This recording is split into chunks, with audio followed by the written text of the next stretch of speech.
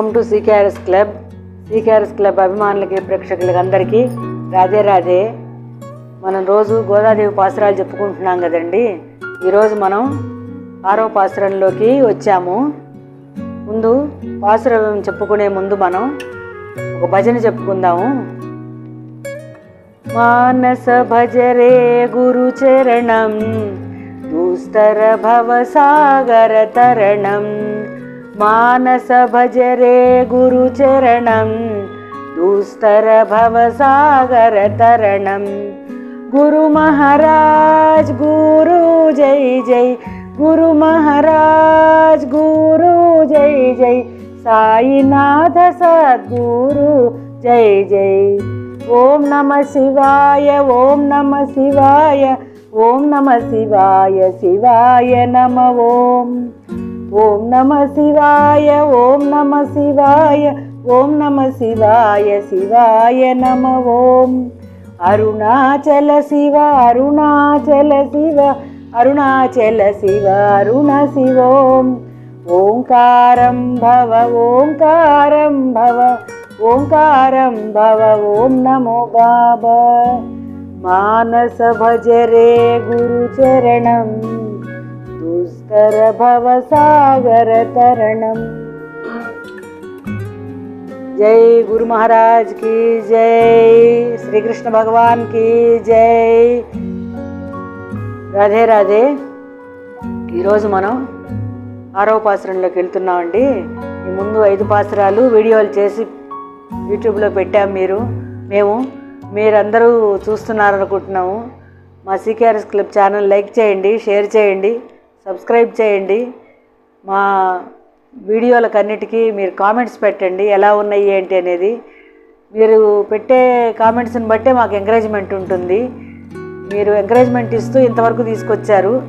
అట్లాగే లైక్ చేయండి, లైకులు కొట్టండి. అందరూ చూస్తున్నారు కానీ వ్యూస్ వస్తున్నాయి, కానీ వీడియో లైక్ షేరు లేదండి.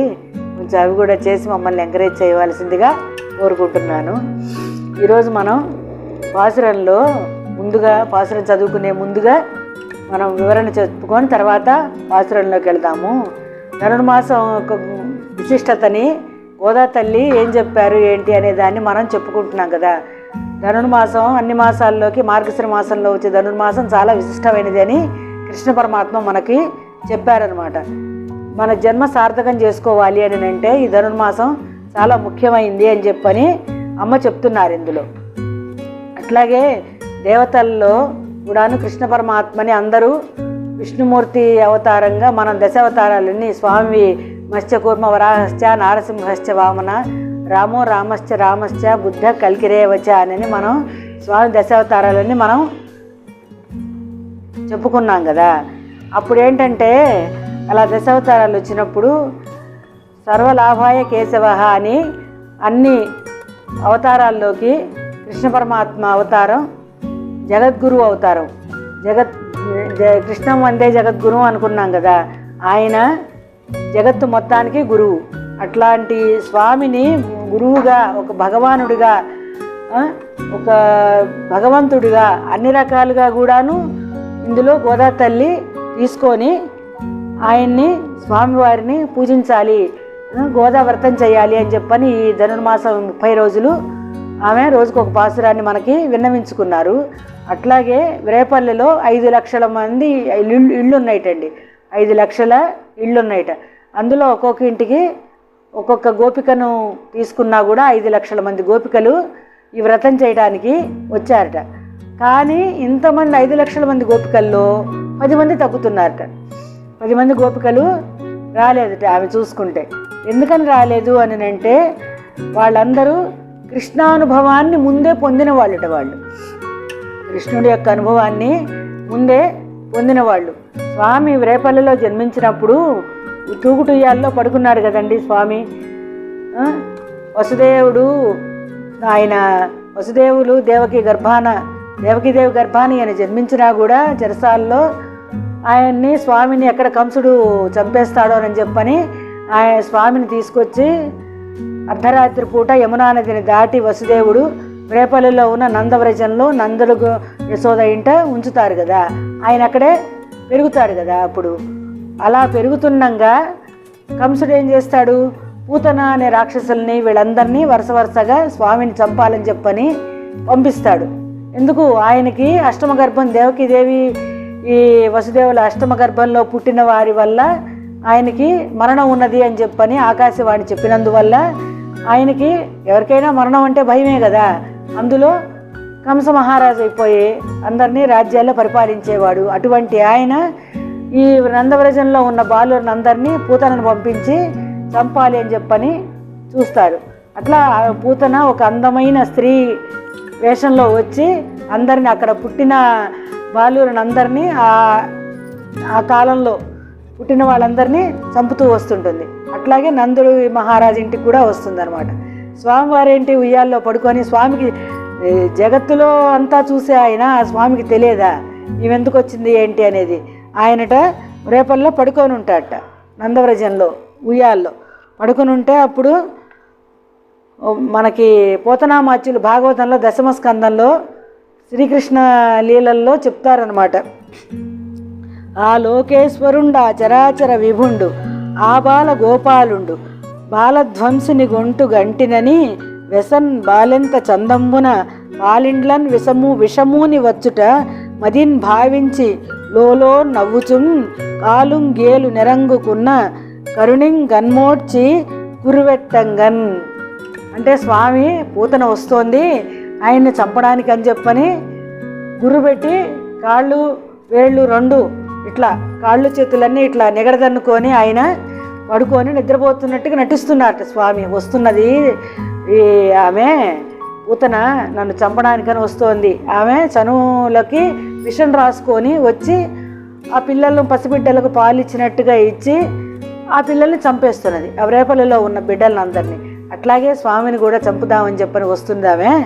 అట్లా చరాచర జగత్తుకి ప్రభు అయిన కృష్ణ పరమాత్మని కూడాను అట్లా చంపాలని చెప్పని ఆ స్త్రీ, అందమైన స్త్రీ వేషంలో ఆమె వస్తుంది. వస్తుంటే ఈయన చక్కగా గుర్రు పెట్టి నిద్రపోతున్నట్టుగా నవ్వుకుంటూ, లోపల నవ్వుకుంటూ గుర్రు పెట్టి నిద్రపోతున్నట్టుగా స్వామి పడుకున్నారట. అట్లా పడుకున్నప్పుడు ఆమె వచ్చి ఉయ్యాల్లో నుంచి ఉన్న బిడ్డని, పాపడిని తన ఒళ్ళోకి చేతుల్లోకి తీసుకుంటుంది. తీసుకుని ఆమె చెప్తుందనమాట, నా చనుబాలంగ గృక్కెండు చిన్న కుమార త్రావు మయ్యన పిదపన్ నీ చెలువ మెరుంగవచ్చును నా చెలువము సఫలమగు నలినదలాక్ష అంటుంది. అంటే నా దగ్గర నా స్తన్యం కొంచెం ఒక చుక్క తాగు, ఒక గుక్కడు తాగు, తాగినందువల్ల నీలో ఉన్న కళలన్నీ ఎక్కువ అవుతాయి, నీ అందం పెరుగుతుంది, దాంతోపాటు నువ్వు నా చనుబాలు తాగినందువల్ల నా అందం కూడా ఎక్కువ అవుతుంది అని అమ్మ ఆమె పూతన చెప్తుందనమాట. ఒక తల్లి గనక బిడ్డకు చెప్పి లాలించుకుని తన ఒళ్ళోకి తీసుకొని స్తన్యం ఎట్లా ఇస్తుందో అట్లాగే ఆయన్ని కూడా, కృష్ణ పరమాత్మని కూడా ఆమె ఒళ్ళోకి తీసుకొని ఇవ్వాలని చెప్పని అనుకుంటుందన్నమాట. అలా అనుకున్నప్పుడు ఈయన ఎత్తుకొని తీసుకెళ్ళిపోతుంది స్వామిని. కృష్ణ పరమాత్మను ఒక చిన్న బాలుడిగా పడుకున్నాడు కదా ఉయ్యాల్లో ఈయన, అటువంటి బాలుడిని తీసుకొని ఆమె బయటికి, ఇంట్లో నుంచి బయటికి వెళ్ళిపోతుంది.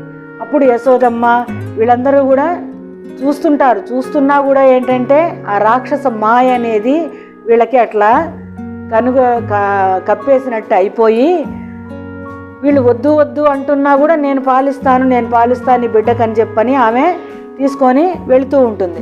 అట్లా వెళ్ళిన తర్వాత ఈయన ఏం చేస్తాడు, స్వామి మేల్కొన్న తెరంగున మెల్లన కన్నువిచ్చి త్రీగంటం చూచుచు ఇదికి నీల్గి యావులించుచు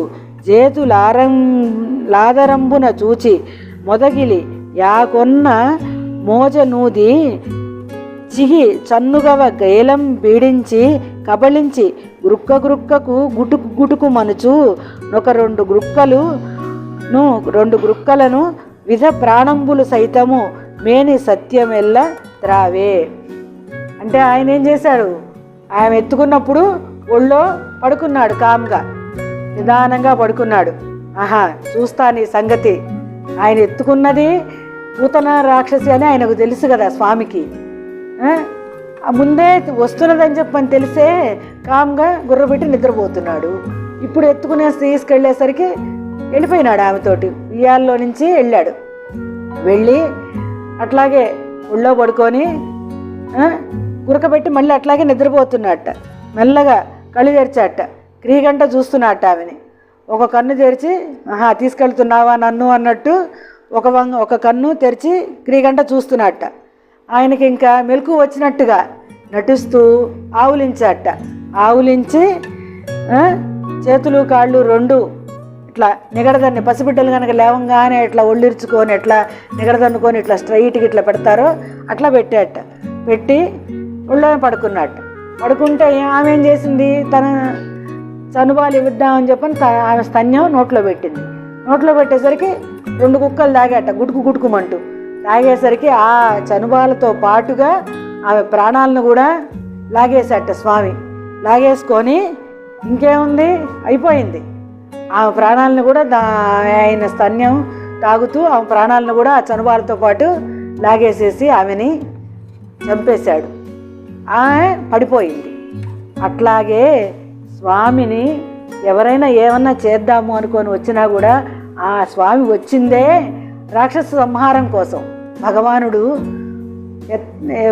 ఎప్పుడు వచ్చినా కూడా యదా యదా హి ధర్మస్య గ్లానిర్భవతి భారత అభ్యుత్థానం అధర్మస్య తదాత్మానం సృజామ్యం అని భగవానుడు భగవద్గీతలో చెప్పినట్టుగా, ఎక్కడైతే అధర్మం విచరిల్లుతుందో అప్పుడు నేను వస్తాను అని స్వామి చెప్పినట్టు, కంస మహారాజు రాజ్యంలో కనుక ఇట్లాగే అధర్మం పెచ్చురులుతున్నదని చెప్పని ఆయన రూపంలో భగవానుడు కృష్ణ భగవానుడి రూపంలో వచ్చాడనమాట.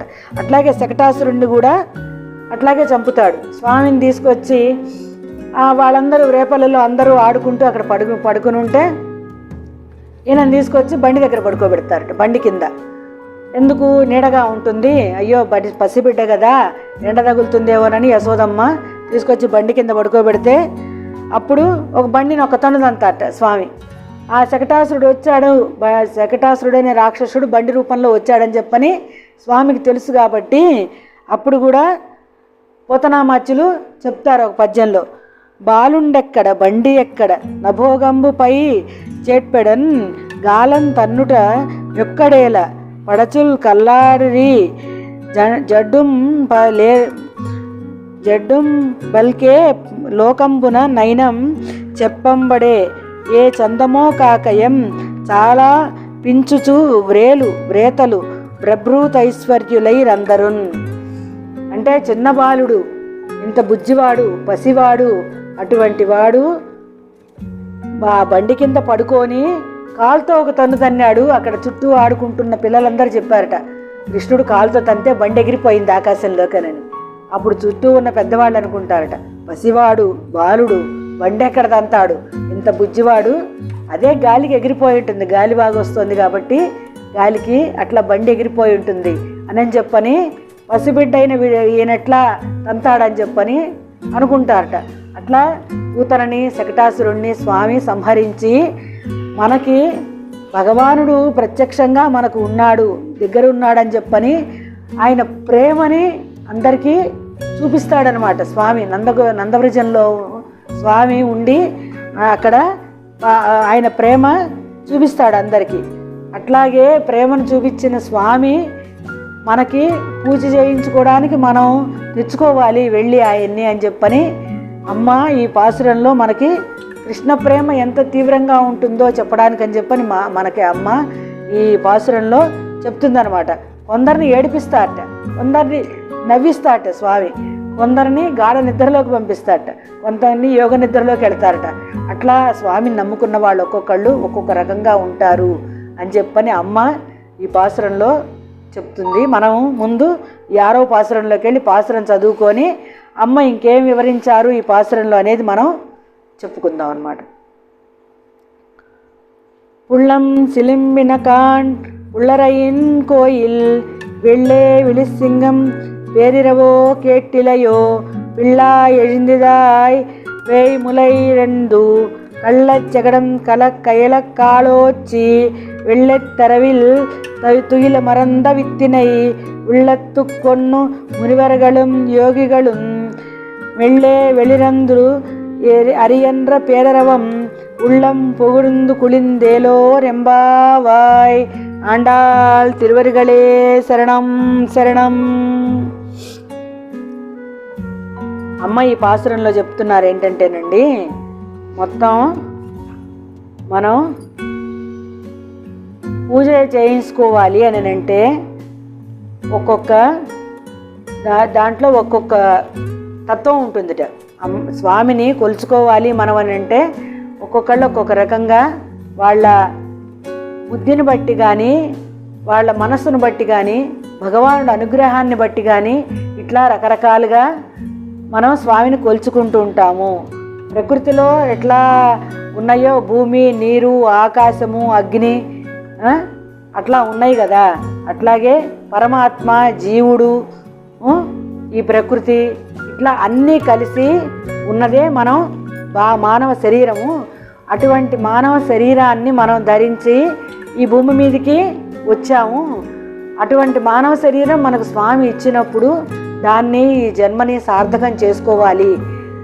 మన జన్మను సార్థకం చేసుకోవాలి అంటే కృష్ణ పరమాత్మ యొక్క పాదాలని పట్టుకోవాలి. మీరు అందరూ లేవండి, తెల్లవారుజామున చీకటితోనే లేవండి, లేచి నదిలో స్నానం చేసి అందరూ రండి కృష్ణ పరమాత్మని పూజించుకోవడానికి, ఈ వ్రతం చేసుకోవడానికి అని చెప్పని మొదటి గోపికని 10 ముందు చెప్పుకున్నాం కదా మనం, 10 మంది గోపికలు రాలేదు అని. ఆ 10 మంది గోపికల్లో మొదటి గోపికను లేపడానికని అమ్మ వెళ్తున్నారనమాట. అట్లా వెళ్ళినప్పుడు ఆమె చెప్తున్నది, ఈ వ్రత నియమాలు తెలుసు కదా నీకు, పక్షులు లేచాయి, పశుపక్షాదులన్నీ లేచాయి, తెల్లవారుజామున శ్రీకృష్ణ సేవకై అవి ముందే లేచి కిలకిలలావాలు చేస్తున్నాయి, స్వామిని లేపుతున్నాయి, వాటి శబ్దంతో స్వామిని కూడా లేపుతున్నాయి అన్నమాట అని పక్షరాజు అయిన గరుత్మంతుడు కూడా లేచి ఆయన వాహనం మీద స్వామిని తిప్పుతున్నట్ట.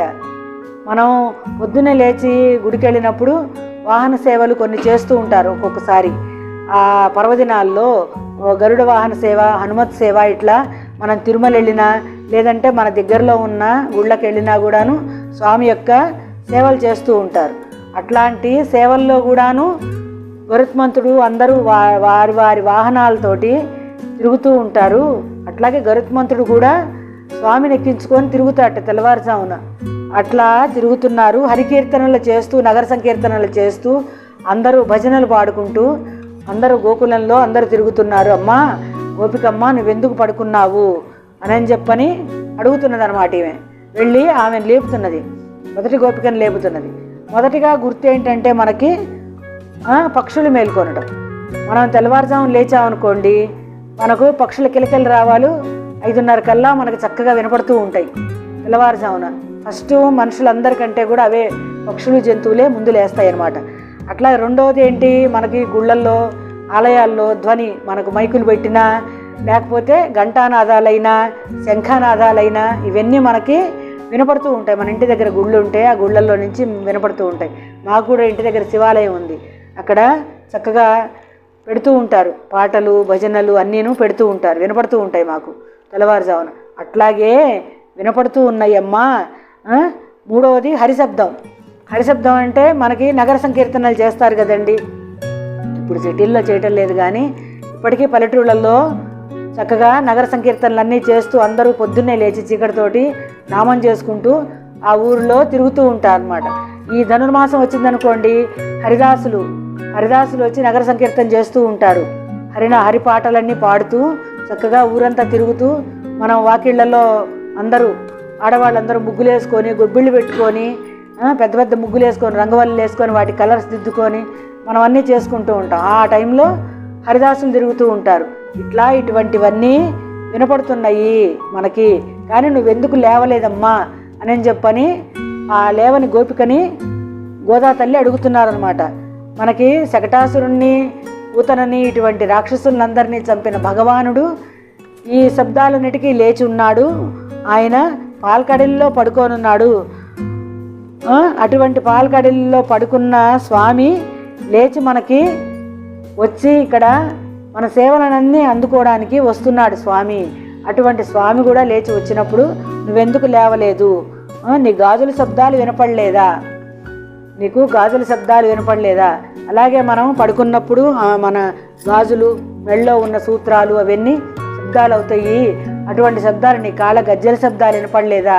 ఇవన్నీ ఎటువంటి శబ్దాలు విన్నా కూడా నువ్వు లేవాలి కదా, అంత మయమరిచి నువ్వు గాఢ నిద్రలో ఉన్నావా అని చెప్పని అమ్మ అడుగుతున్నది అనమాట. పాల్కడలిలో స్వామి శేషతల్పం మీద పవలించి ఉన్న స్వామి కూడా ఈ శబ్దాలకి మేలుకొలుపులకి మనం పొద్దున్నే సుప్రభాతం పెడితే వెంకటేశ్వర స్వామి సుప్రభాతం పెట్టుకుంటాం కదా. కౌసల్య సుప్రజారామ పూర్వ సంధ్యా ప్రవర్తతే ఉత్తిష్ట నరసార్ధుల కర్తవ్యం దైవమాహినికం అని మనం వెంకటేశ్వర స్వామిది పెట్టుకుంటాం కదా సుప్రభాతం. అది పెట్టుకొని మనం సుప్రభాతం పెట్టుకొని అక్కడ పాడుతున్నారు అందరూ ఊళ్ళో. నువ్వు కూడా అవన్నీ వినపడలేదా? ఈ శబ్దాలే వినపడలేదా తల్లి? నువ్వు లేచిరా, మనం అందరం కలిసి స్వామికి అర్చన చేసుకొని నదిలో స్నానం చేసి మనం అర్చనకి సన్నద్ధులం అవుదాము అని చెప్పని గోదాదేవి ఈ పాసురంలో మొదటి గోపికని లేపుతూ మనందరికీ కూడా, అంటే మొదటి గోపికని ఒక ఆవిడనే కాదు, మనం కూడా అట్లా పొద్దున్నే లేచి స్వామి కైంకర్యాలు చేసుకొని స్వామి సేవ చేసుకొని ఈ పాసురాలు చదువుకొని బ్రాహ్మీ ముహూర్తం అంటారు కదండి, పొద్దున్నే 3 నుంచి బ్రాహ్మీ ముహూర్తం అంటారు. అది దేవతా కాలం అని చెప్తారు పెద్దవాళ్ళు, ఋషులు, మునులు. ఆ కాలంలో ఆ టైంలో లేచి మనం పూజ చేసుకుంటే స్వామికి అర్చనలు కైంకర్యాలు చేసుకుంటే జన్మ చరితార్థం అవుతుంది అని పెద్దలు కూడా చెప్పారు. అటువంటి మీరు కూడా చేసుకోండి అని చెప్పని అమ్మ ఈ పాసురంలో మనకి మొత్తం చేసుకోమని చెప్పని విన్నవించుకున్నారు. ఆమె చెప్పిన దాన్ని నేను కూడా మీకు విన్నవించుకున్నాను. జై శ్రీకృష్ణ, జై శ్రీమన్నారాయణ. రాధే రాధే.